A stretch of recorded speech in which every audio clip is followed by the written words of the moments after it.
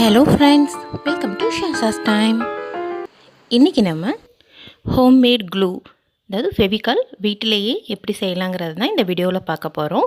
பார்க்குறதுக்கு முன்னாடி நம்ம சேனலை புதுசாக பார்க்குறவங்க சப்ஸ்கிரைப் பண்ணி பெல் பட்டனை கிளிக் பண்ணி வச்சுக்கோங்க.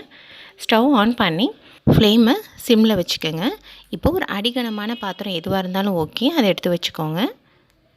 1 கப் மைதா ஆட் பண்ணிக்கலாம்.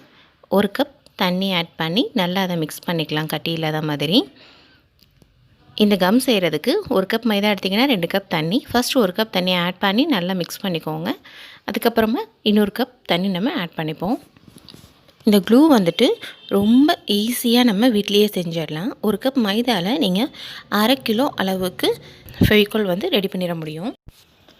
இப்போது மீதி இருக்கிற தண்ணியும் ஆட் பண்ணி நல்லா மிக்ஸ் பண்ணிக்கலாம். ஹோல் ப்ராசஸுமே சிம்லேயே தாங்க வச்சு செய்யணும். ஃப்ளேம் வந்துட்டு அதிகப்படுத்திடாதீங்க, வந்து அடி பிடிச்சிக்கும். நல்லா மிக்ஸ் பண்ணி விட்டுருங்க. இது வந்துட்டு கை எடுக்காமல் நீங்கள் கிளறிட்டே இருக்கணும், இல்லைன்னா சட்டுன்னு உங்களுக்கு அடி பிடிச்சிக்க வாய்ப்பு இருக்குது. இப்போ பாருங்கள், குட்டி குட்டி கட்டீஸ் எல்லாம் இருக்குது.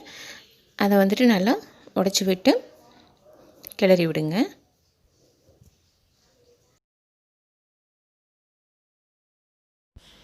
ரொம்ப சூடாகணும் அந்த மாதிரிலாம் கிடையாது, ஜஸ்ட் மிக்சிங்காக தான் நம்ம சிம்மில் வச்சுருக்கோம். இப்போ இதில் 1/2 கப் சுகர் ஆட் பண்ணிக்கோங்க. சுகர் ஆட் பண்ணதுக்கப்புறமா சுகர் கரையிற வரைக்கும் நல்லா மிக்ஸ் பண்ணி விடுங்க. சுகர் கரையிறப்பையும் உங்களுக்கு கம் வந்துட்டு நல்லா ரெடியாகி வந்திருக்கும். பாருங்கள், இப்போ கட்டியெல்லாம் இல்லாத மாதிரி நல்லா சூப்பராக வந்திருக்கு. இப்போ நம்ம ஃப்ளேம் ஆஃப் பண்ணிடலாம். ஃப்ளேம் ஆஃப் பண்ணிவிட்டு ஒரு மிக்ஸ் கொடுங்க.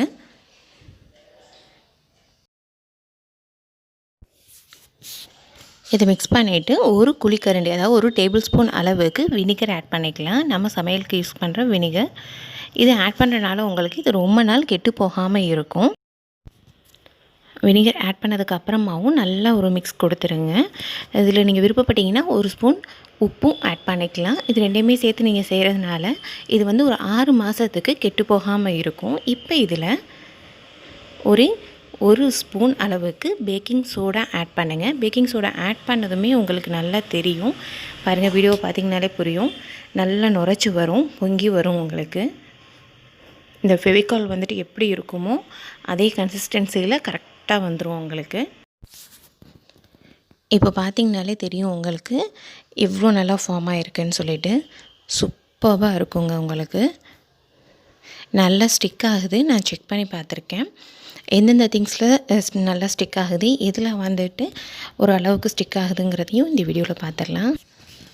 இந்த மாதிரி ஒரு கண்ணாடி ஜார் இல்லைன்னா பிளாஸ்டிக் ஜாரில் நீங்கள் ஸ்டோர் பண்ணி வச்சுக்கலாம். ஸ்டோர் பண்ணி வச்சு அப்பப்போ எடுத்து யூஸ் பண்ணிக்கோங்க.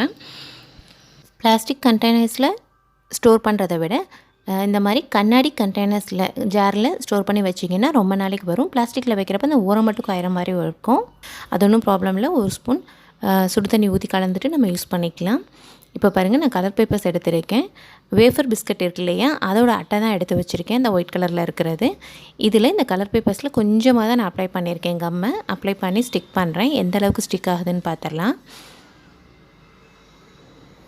இந்த கலர் பேப்பர்ஸ், அதுக்கப்புறமா வந்துட்டு இந்த கார்ட்போர்ட் பாக்ஸு, அந்த அட்டையிலையுமே கொஞ்சமாக தான் நம்ம கம் அப்ளை பண்ண போகிறோம். பாருங்கள், இது ஃபுல்லாகவே நான் கொஞ்சமாக தான் அப்ளை பண்ணுறேன். கம்மு எந்த அளவுக்கு ஸ்டிக் ஆகுதுன்னு இப்போ நம்ம செக் பண்ணிடலாம். வேஃபர் பிஸ்கட்டை கவர் உங்களுக்கு தெரியும், அது வந்துட்டு நல்லா ஸ்மூத்தாக தான் இருக்கும் உங்களுக்கு. அதுலேயே எந்த அளவுக்கு ஸ்டிக் ஆகுதுன்னு பாருங்கள். இப்போ இன்னும் ரஃப் சர்ஃபேஸில் பார்த்திங்கன்னா ரொம்பவே சூப்பராக நல்லா ஸ்டிக் ஆகும் இது. இப்போ இதில் நம்ம ஸ்டோன் ஒட்டி பார்ப்போம். எந்த அளவுக்கு ஸ்டோன் வந்துட்டு நல்லா ஒட்டுதுன்றதை செக் பண்ணி பார்த்துடலாம். இது ஒரு ஸ்மால் பிஸ்னஸாகவும் பண்ண முடியும். இப்போ நம்ம 1 கப் மைதா தான் எடுத்திருக்கோம். இதில் ஒரு 500 கிராம்ஸில், அதாவது 1/2 kg அளவுக்கு நம்ம கம் ரெடி பண்ணிடுறோம் வீட்டிலையே. இதோட டோட்டல் காஸ்ட்டே பார்த்திங்கன்னா உங்களுக்கு 20 ருபீஸ் தான் வரும். இதே 20 ருபீஸ்க்கு நம்ம கடையில் கம் வாங்குகிறப்போ அதில் வந்து 45 கிராம்ஸ் தான் நமக்கு கிடைக்கிது. அப்போ பாருங்கள் எந்த அளவுக்கு இது ப்ராஃபிட்டபிள்னு. இப்போ ஒரு எம்டியான ஃபெவிகால் பாட்டில் எடுத்துக்கிறேன். அதில் நான் வந்துட்டு நம்ம செஞ்சு வச்சுருக்கிற ஹோம்மேட் க்ளூவை சேர்த்துக்க போகிறேன். ஏன்னா அது வந்து நமக்கு பாட்டில்ஸில் தான் ஃபெவிகால் வரும், அதில் ஈஸி ஃப்ளோவாக இருக்கும். அந்த மாதிரி இது ஈஸி ஃப்ளோவாக இருக்கா இல்லையான்னு செக் பண்ணிடலாம். இது உங்கள்கிட்ட ஃபனல் இருந்துச்சுன்னா அதை யூஸ் பண்ணி ஊற்றிக்குங்க. ரொம்ப ஈஸியாக ஊற்றிடலாம். நான் இப்போ ஸ்பூனில் தான் ஊற்றிட்டுருக்கேன். இப்படி ஊற்றுறப்போ மேலே பொங்கி வர மாதிரி இருந்துச்சுன்னா லைட்டாக ப்ரெஸ் பண்ணி விட்டோன்னா நமக்கு அந்த ஏர் வெளியே வந்துட்டு கம் உள்ளே போயிடும். இப்போ பார்க்கலாம் எந்த அளவுக்கு இது ஃப்ளோ இருக்குதுன்னு சொல்லிட்டு. பாருங்கள், மீதியுமே இவ்வளோ கம் இருக்குது நமக்கு. இன்னுமே நாங்கள் வெசல்லையுமே செஞ்சோம் இல்லையா, அந்த பாத்திரத்துலேயுமே இன்னும் கம் இருக்குது எனக்கு மிச்சமாக. ஃப்ளோ வந்துட்டு நல்லா தாங்க இருக்குது. இப்போ இதுலேயும் நான் அந்த ஸ்டோன்ஸை ஸ்டிக் பண்ண போகிறேன். ஸோ எப்படி பார்த்தாலுமே இது நமக்கு பெஸ்ட்டாக தான் இருக்குது. நீங்களும் கண்டிப்பாக ட்ரை பண்ணி பாருங்கள். நீங்கள் பண்ணுறப்போ வந்துட்டு கொஞ்சமாக எடுத்துக்கங்க. நான் இப்போ வந்து ஒரு பெரிய கப் அளவுக்கு எடுத்தேன் இல்லையா, நீங்கள் அந்த அளவுக்கு கூட எடுக்க வேண்டியதில்லை. ஜஸ்ட் ஒரு 5 to 10 grams அளவுக்கு மட்டுமே மைதா எடுத்து செஞ்சு பாருங்கள். அதுவே உங்களுக்கு நிறைய கிடைக்கும் கம்மு. ரொம்ப ஈஸியாகவும் இருக்கும். இப்போ பாருங்கள், ட்ரை ஆனதுக்கு அப்புறமா எடுக்கிறேன். பேப்பர்ஸ்லாம் நல்லா ஸ்டிக்காக இருக்குது. இப்போ இந்த அட்டையுமே நல்லா ஒட்டிக்கிச்சுங்க, வரமாட்டேங்குது. ஸ்டோன்ஸ் வந்துட்டு அந்தளவுக்கு ஸ்டிக் ஆகலை இதில்.